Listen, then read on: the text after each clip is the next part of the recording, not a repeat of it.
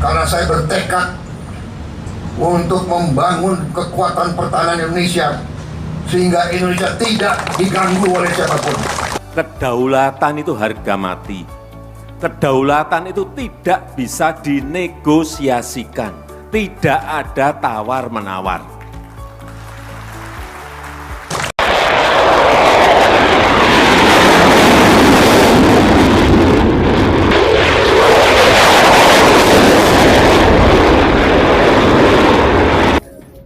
Nah, Menteri Pertahanan Prabowo Subianto mengaku bertekad untuk membangun kekuatan pertahanan Indonesia agar tidak bisa diganggu oleh siapapun.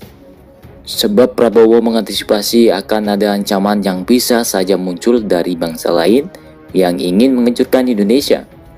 Prabowo tidak ingin Indonesia dianggap lemah oleh negara-negara lain. Atas dasar inilah, Prabowo ingin membangun pertahanan Indonesia yang kuat sehingga disegani oleh negara lain. Negara kita dari sejak lahir selalu ingin dihancurkan bangsa lain. Ini harus didasari oleh elit bangsa Indonesia. Kedaulatan keutuhan wilayah kita dari Sabang sampai Merauke jangan kita menerima seolah-olah baku.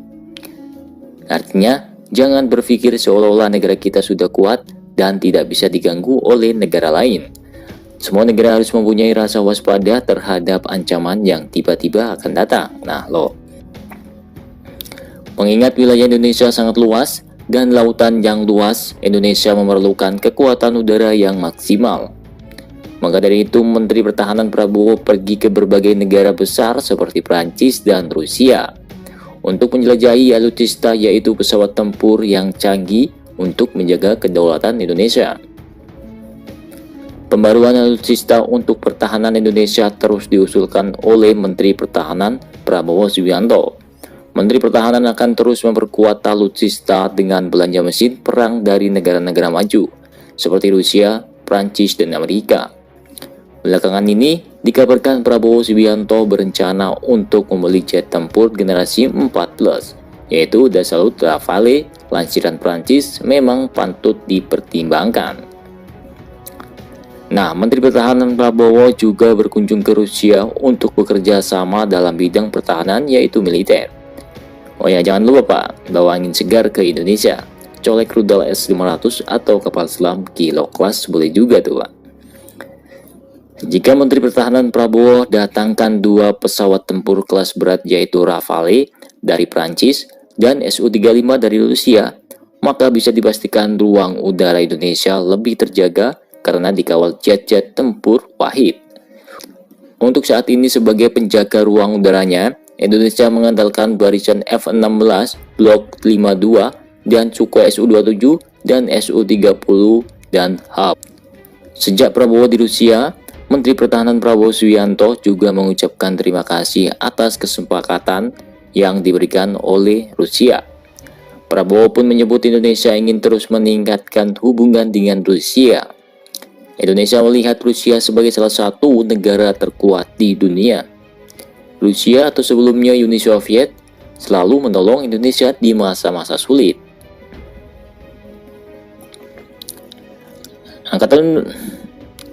Angkatan udara di era modern ini memiliki topoksi yang beragam bergantung pada strategi yang dianut oleh berbagai negara. Posisi yang paling umum khususnya bagi negara dengan kekuatan kuat dan maju bagi angkatan udaranya adalah kemampuan mendominasi dan menguasai secara mutlak ruang udara musuh yang dikenal sebagai air superiority. Dengan memanfaatkan senjata dan alutsista yang sangat canggih dalam jumlah banyak, serta penguasaan situasional unfairness yang sangat luas dan terkoneksi, maka kesempatan untuk mengontrol kekuatan musuh sekaligus menghancurkannya ada dalam genggaman tangan. Di sisi lain, angkatan udara bagi negara dengan kekuatan militer yang lebih kuat sangatlah berguna bagi ujung tombak pertahanan suatu negara karena fleksibilitas tinggi serta jangkauan yang sangat jauh. Dengan kesiapan waktu pengerahan yang sangat singkat memberikan kemampuan bagi militer suatu negara untuk menindak sekaligus mengeliminasi ancaman yang datang sebelum sampai di perbatasan baik dari udara, darat, dan laut. Pada bahasan sebelumnya kita telah membahas kebutuhan pertahanan udara Indonesia yang didasarkan pada platform laut seperti kapal perang besar dengan kemampuan pertempuran anti udara yang sangat kuat. Kebutuhan ini muncul karena didasarkan pada wilayah Indonesia sebagian besar berupa wilayah lautan. Nah, hal ini dibutuhkan untuk menutup celah besar pada sistem Hanut yang dipasang di darat. Untuk melengkapi kemampuan anti-akses area Denial sebagai strategi sistem rata, maka Indonesia perlu menambah sayap udara dengan kemampuan canggih dan persenjataan mumpuni dalam menghadapi ancaman perang modern abad ke-21 ini. Nah, tahun 2020 ini, pemerintah Indonesia akan bersiap mengucurkan anggaran belanja militer senilai 127 triliun rupiah, di mana sekitar 72 triliun rupiah akan digunakan untuk pembelian sekitar 48 jet tempur. Skema pembelian tersebut apakah akan dilakukan dalam 5 tahun atau langsung dalam 1 tahun masih belum bisa dipastikan bahwa jet.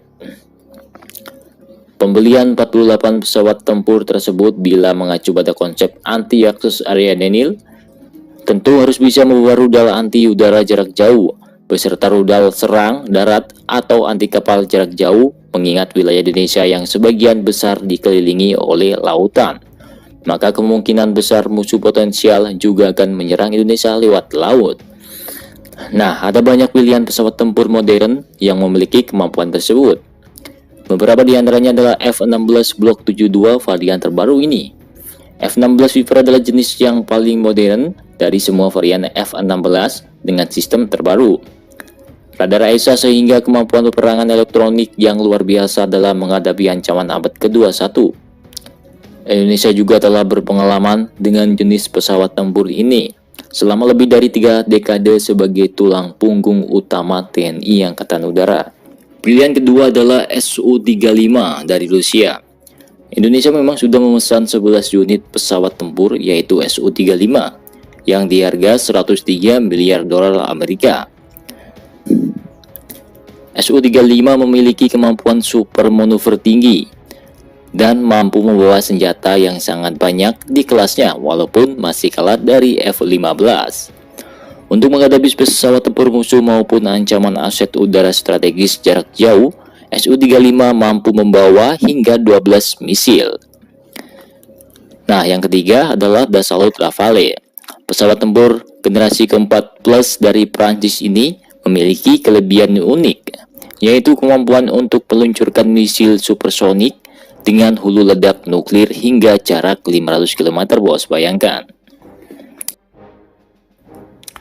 Rafale juga memiliki penampung kecil dan secara teori mampu membuatnya mendekati kemampuan stealth pesawat tempur generasi kelima.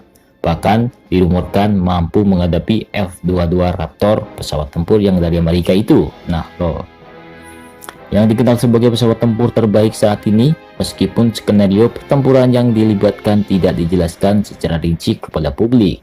Rafale dilengkapi dengan rudal Mika yang sudah dikenal dan digunakan oleh TNI Angkatan Laut, serta rudal jarak jauh Meteor dengan jangkauan hingga 150 km. Rafale juga dilengkapi dengan rudal serang darat dan anti kapal Storm Shadow yang memiliki penampang STAT dan mampu menyerang hingga jarak 560 km dan mampu membawa hulu ledak seberat 450 kg. Nah, loh. Dengan harga per unitnya tanpa perlengkapan tambahan senilai 102 juta dolar Amerika, Rafale akan menjadi salah satu pilihan favorit bagi Indonesia. Pembelian pesawat tempur bagi penambahan kekuatan udara Indonesia memang sangat mendesak saat ini. Keuntungan bermacam pesawat tempur dari berbagai sumber memang akan membuat musuh potensial sulit untuk mengenali kemampuan dan kekuatan real dari Angkatan Udara Indonesia. Hanya saja, penyederhanaan jenis dan sumber pembelian pesawat tempur harus diperhatikan untuk menghindari logistik nightmare dikala anggaran yang diberikan tidak besar. Untuk itu, pemerintah Indonesia harus mempertimbangkan dengan cermat pembelian sebelum melakukan eksekusi menjadi nyata. sehingga kedepannya Indonesia mampu mewujudkan strategi anti-akses area Denial secara efektif dan efisien. Apalagi bila harus melibatkan alutsista Hanut dan alutsista strategis kedua matra lainnya baik laut maupun darat sebagai bagian dari sistem pertahanan dan keamanan rakyat semesta.